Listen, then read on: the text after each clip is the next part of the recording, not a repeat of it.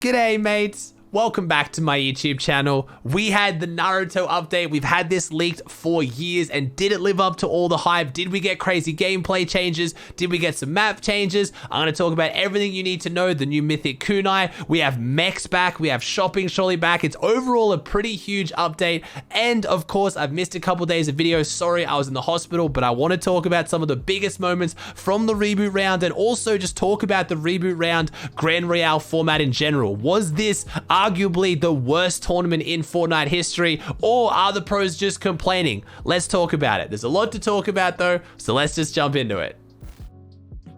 Now, biggest thing in the update, obviously there was some gameplay changes I'll talk about, but we have the skins. And I don't usually talk about skins on my channel, but you guys know I'm a huge Naruto fan. So as a Naruto fan, what do I think about this collab? It's pretty cool. We managed to get Naruto, Kakashi, Sasuke, and Sakura. So we have the whole Team 7 gang. It's pretty cool. They have some good edit styles. I have no idea why they went with Hokage Naruto from Boruto. It's just, I don't know, maybe just me, but I think it would have been so much cooler if we could have got like a Sage mode, or just maybe like a Kurama Chakra Naruto, like just something. Again, don't worry, the whole video is not going to be just Naruto talk. It's okay if you don't know what I'm talking about. The cosmetics are cool. Performance mode, the skins really look a little bit iffy. They only look good on DX11 and DX12. In performance mode, they look really, really rough. As far as gameplay changes go, I mean, we have the Mythic kunai. This is so much fun to use. It's a weirdly balanced weapon. It has a homing effect, and I heard that from Hypex, the leaker, but I've played around with it, and it does feel like it hits a lot. Like, I don't think when I'm flying through the air throwing these kunais I'm hitting all of these, but they do seem to stick quite a lot. The biggest thing is they only do 35 damage, and you can carry a max of 6 of them, so only if you hit someone with 6 kunais can you actually kill them, but they do 200 structure damage, and that's what's insane. Playing around with them with the structure damage is a lot of fun, and similar to clingers, you can phase them into builds by throwing 2 on a wall, so that's a little bit broken, and I kind of use them to phase in because you only take 35 damage if they hit you, so phasing in off them is super broken. I'm having a lot of fun with them, and I gotta say, shockwaving through the sky and throwing around kunai, I feel like a ninja. And when there's updates like this, I kind of want that to be what it feels like. I would have loved some map changes though. There really aren't any map changes at all the Naruto update. I wasn't expecting like Hidden Leaf Village overtakes, you know, Weeping Woods like I talked about earlier, because I thought when Naruto was coming, it might come at the start of the season or earlier, where a whole bunch of map changes might actually be worth it. This late in the season, it's just not going to be worth it. But hey, we saw last season we had what, Colossal Crops have that huge update where it's floating in the sky with all the launch pads and everything. That was like a couple weeks before the season ended, but we got nothing. I was hoping for maybe like a Mando hut. Do you guys remember Mandalorian?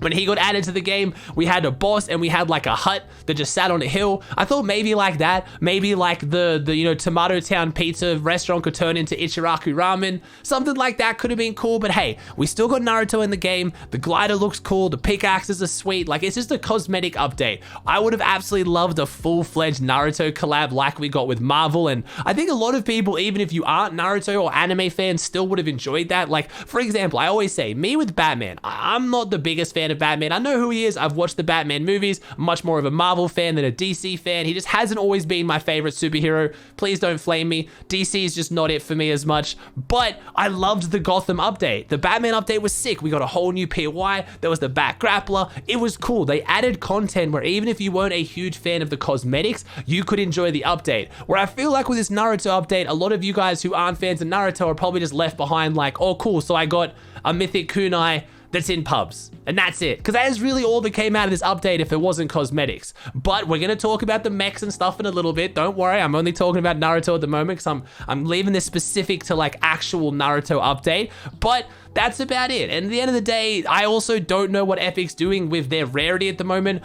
Why are Shockwave's launches legendary, but I find 1 million of them? And why are the Mythic kunais mythics, but they're ground spawn? It just seems weird. It feels like mythic and legendary don't mean anything anymore, especially in pubs. Of course, none of this is going into competitive, which is great because Grand Royale's around the corner, but a lot of people are starting to get a similar sentiment that I've been talking about with, we need to start getting some of this stuff in Arena. Like right now, Arena just just isn't competitive and it isn't fun. And a lot of people are going to pubs and sweating it out in pubs because they want to play with the new fun things when they should be doing that in arena. But then arena's also not competitive, where with it having a boring loot pool, it's fun to play because you want to grind it. It's stuck in this really awkward in between, and it's really sad to see. It's making pub queues faster. So for someone in OCE like me who can't really get arena queues and I'm already playing pubs, that makes it kind of cool. But ultimately, I really think a lot of people want to start seeing this stuff go into arena, and I hope next season, potentially next chapter, we'll have that. And I'm gonna talk about that in tomorrow's video. I know a lot of you guys have been pressing me to talk about chapter 3. Aussie, chapter 3 next season, what are your thoughts? I've been talking about chapter 3 being next season for like 2 seasons now. I was one of the first people, if not the first person, to start talking about that. So trust me, I've been paying attention to the leaks.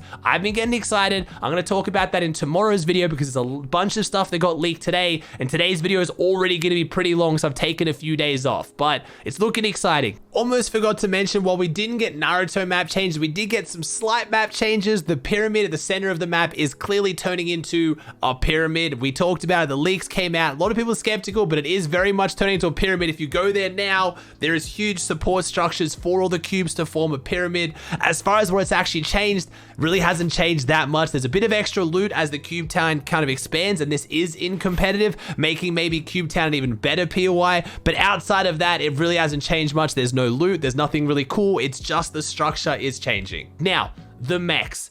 Mechs are back. I have no clue who at Epic Games wants the mechs to come back. I'm sorry. I know almost no one who likes mechs. There's certain parts of the game that I don't understand, that I don't really like, but then casuals like, and it makes me get it. But even casuals, for the most part, hated mechs. Like, I know a few people who have ever actually liked the mechs. The content creators hated it, pro players hated it, casuals hated it. It almost killed the game. Fortnite Season X was the closest this game has been to dying, and I believe truly if it wasn't for World Cup right before it, and Chapter 2 happening right after it, Fortnite Season X would have been the season to have Fortnite's decline, if it wasn't maybe what started a bit of a decline in Fortnite. So who at Epic Games wants to bring it back? I don't know. There is one saving grace with the mechs, or two. One, it has to be funded. So I guess if no one wants it, they won't fund it. And if they do want it and they fund it, I guess I'm wrong. At the end of the day, maybe people are just going to spend their money because they've got nothing else to spend it on. I don't know. But the other saving grace, the second one,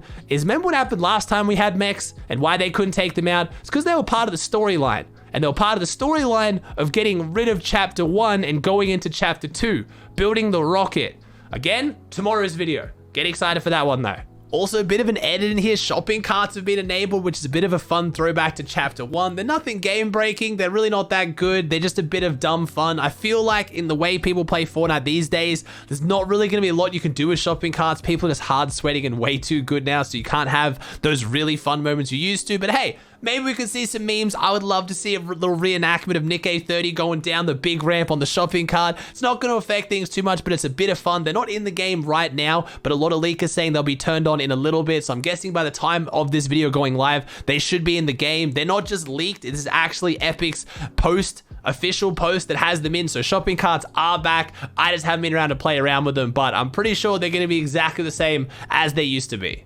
Now, moving on to the reboot rounds. Obviously, I did miss my videos on these. Sorry if you guys didn't see me update. I did have to go back in a hospital yesterday. Don't worry, I'm fine again. Few rounds of morphine, kidneys back to good. I'm back to making content. And I have my surgery in less than 10 days. So it's finally getting sorted. Don't stress, I'll be okay. I do apologize for the missed videos though. So I got a lot to catch up when it comes to competitive. Now, first off, I want to have this discussion because a lot of people have been talking about it. I made a video about it before it even happened, saying that this might be one of the worst formats and worst tournaments we're ever going to watch. And I think it turned out to be true. A lot of people jumped on me for that, saying, Aussie, $6 million, why are you being so negative? Reboot rounds are awesome. I love reboot rounds. They're so hyped. And I kept saying, 1 reboot round is great. 3 reboot rounds is good. 5 to 6 is okay. 32 is going to be terrible. And I feel like that ended up being true. This format, while not only being incredibly uncompetitive, it was incredibly taxing on the players. I've never seen more depression on my timeline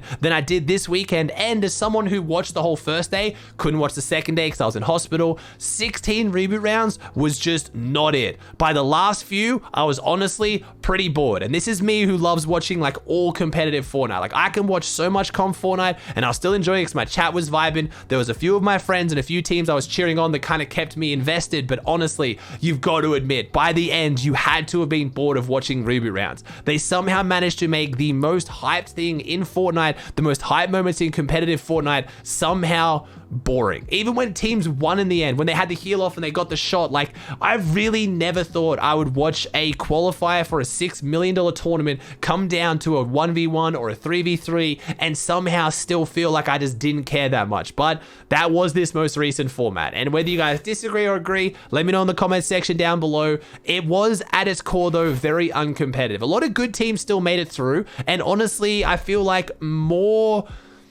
there wasn't as many good teams that missed out as what I was thinking. There's a few I'm going to talk about. Obviously, we have teams like Edgy's team somehow missing out. We had Clix's team miss out. There was some good teams, don't get me wrong, but I thought there was going to be more good teams that would miss out in the end. But I guess winning one of 32 games, especially if you won that first load session, wasn't that hard for a lot of the good teams, but some people still came really close and missed out. But my issue, again, was just the fact that not only was it really not that fun to watch as a spectator, it was really confusing. People didn't understand how the load session and the victory path worked, and then getting the win and then getting back in, and did Clix qualify, did he not? I've never seen so much confusion around a format that was also uncompetitive. I feel like if a format is confusing, it should be a really good format, right? Like, you have some crazy tier system that bases off consistencies, and it, you know what I mean? Like, is what I would expect. But for it to be a bad format as far as it goes with getting the best players, because what I consider a bad format, there's three main factors I would consider being a bad format. How easy is it to understand? But again, if it's hard to understand, but it's a really good format, I kind of avoid that one. The last two main ones is trying to find a good representative of who's going to make the finals. So that means making the qualifiers a representative of the best teams to make it into finals. So if someone wins the qualifier, are they going to be likely to win the finals? That would be a good format, and that's what we quite often have with the old FNCS format, right? The teams that win the round 4 qualifying weeks quite often go on to do well in the finals because it's the similar format. 6 games, set lobbies, same scoring format. Then you go to finals, it's 6 games, 2 days, same scoring format though. So, right, so the qualifying system gets the best players because you have, 3 seeding rounds, and then you have the final round that's really stacked, and that tests the team so you find the best ones. So that would be one major, kind of consideration when it comes to a good format. And the last one is just enjoyability of watching it. How good is it to watch and spectate? Because Fortnite as an esport right now is being heavily carried by the viewership. Viewership is very, very important, like it is in any esport. If the League of Legends World Cup or any esport didn't have anyone watching it, it would really diminish the competitive scene, because again, the game is investing money in the competitive scene, so people watch it, people play it, and the game grows. With no one watching it, there is almost no point having an esport scene unless you just want to have it for the sake of having it. But then the prize pools would drop, and that's a whole big issue. Unfortunately, this format, while also not finding the best team to make it into the finals, you just had to win one single game, not be consistent. It also just wasn't that fun to watch. But I don't want to just say it wasn't fun to watch. I mean, I saw it on the timeline, I saw it a lot in my chat, but that might be biased because I wasn't enjoying it as much. Let me know, did you guys genuinely enjoy watching 32 reboot rounds? Was that fun for you compared to watching 2 days of a normal qualifying format like the old FNCS? What did you have more fun? Watching the most recent FNCS qualifiers or watching this reboot round weekend? I'm genuinely curious. Let me know down below. Now, I'm not going to talk about every single team that qualified. I want to do a video on that in a few days with the drop spot map and talk about my predictions, make it a bit more exciting. One team I do want to talk about qualifying, because this was kind of the one that the fans got behind, you guys got behind, everyone was hyping it up, was Muzz. Muzz missed out on making it through the load session by a single point. One elimination, they would have made the load session, which would have meant they were able to play all 32 reboot rounds. Instead, they had to play the first and second load session as well, which meant they came down to 8 reboot rounds. They only had 8 to qualify, and their first game uncontested, they were able to do it. The community went crazy. I was in the hospital. I even got a message where I heard about this. It's probably the only thing that could put a smile on my face while I was in the hospital. So super happy for Muzz. He ended up having a bit of a digger booger, made a tweet with the snake photo, said he was going Misty Meadows in the finals, which had people going crazy. Turns out he's not going Misty Meadows. I wanted to dispel that one right here. He's going Boney Burbs, but but potentially found himself in hot water again because we have Dubs' team that actually qualified and is going bony as well, saying they're going to stream the finals and give all the prize money to Pump because they are not leaving bony and they will be contested. So I don't know, maybe Muzz's team will change up their plan, maybe they'll drop somewhere else. That's what I'll update in the video in a few days. I want to make sure everyone figures out their job spots before I kind of settle on that one. But we got to talk about some of the devastating news of teams that didn't qualify, teams you will not see in the FNCS Grand Royale finals. Most notably will be Clix's team. I talked about in a video saying the team's vibes were a little bit off. I couldn't see them doing too phenomenally. A lot of people got upset with me saying that. I really thought that wasn't too much of a debatable point. I thought just from watching their games, you could tell things weren't quite right, but they came close to qualifying. I've got to give them full credit for that. They came very close to qualifying. Just like Muzz, they left it down to the last 8 reboot rounds where they finally qualified and made it top 8. Unfortunately, they came second in 2 of these, getting a 12 elim and 8 elim second. If they managed to clutch up either of those dubs, they would have gone through, but because they didn't, unfortunately, they didn't make it through and they have now split. I'm not going to talk too much about teams that split because we're guessing this is going to be the last trio FNCS season, and without a trio FNCS, I highly doubt there'll be trio cash cups, so it doesn't really matter about who's splitting and who the new teams are because there was a cash cup say and a few of them played together for that. But Clix's team unfortunately is out of Grand Royale. Next up, most notably, was Rise, Edgy, and Threats, who played every single reboot round. They played all 32 of them, were not able to get a victory Royale, and even worse yet, they came second on consistency. So remember, one team was going to get through on consistency, the most consistent team after the 32 games. That was Clarity G's team. They came second in their last game. If they won that game, they would have gone through, and then Edgy's team would have been the most consistent, but unfortunately, Edgy, Threats, and Rise will not be in the Grand Royale finals. That is possibly the biggest upset to me. Edgy's team I would have picked as a top 5 potentially in the finals, or a top 3 maybe, but they unfortunately weren't able to bring it together. I really think this weekend was a test of mental fortitude. If you're one of the teams that got in through the load session and got to play all 32 reboot rounds, you had a huge advantage of the amount of games you could play, but you're at a massive mental disadvantage towards the end. When there was those final 8 reboot rounds and you have teams like Clix coming in, teams like Muzz coming in that were fresh, that were excited and ready to play reboots, they had a big advantage over them because the other teams were destroyed. I mean, there was joke clips going around. Edgy posted a clip of his team just honestly sounding like they were an insane asylum. They were losing their minds. They were just going crazy. And it's because the mental taxation of 32 reboot rounds was taking their toll. And unfortunately, usually once you don't do well at the start, it's going to be very hard to come back at the very end. And they couldn't win one of the games. Super, super sad to see.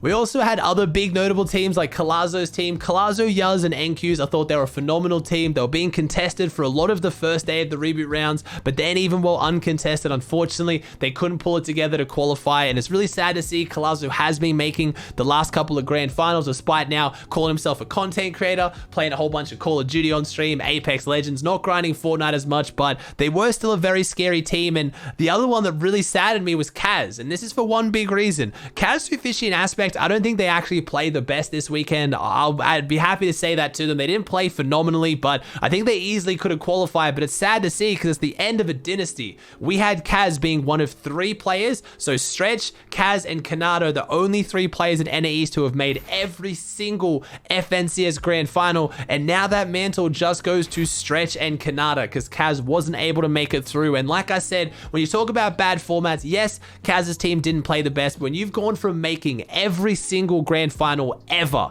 and this is the first major tournament, I guess maybe technically he hasn't lost that title because it's not an FNCS grand final, so you could argue he still has that title, but Grand Royale is a pretty big deal, and it's the first tournament ever he couldn't make it through. It probably does say a lot about the format. Yes, players can get worse over time. Yes, they can have a bad weekend, but I still feel like when you've made, what is that, 8 FNCSs before this finals, and this is the one time you can't make it through, especially when you made the one that was only 2 weeks ago, so it's not like you're, super washed or you've gotten terrible. It's only been 2 weeks since the last grand final you made, or 3 weeks. It's sad to see.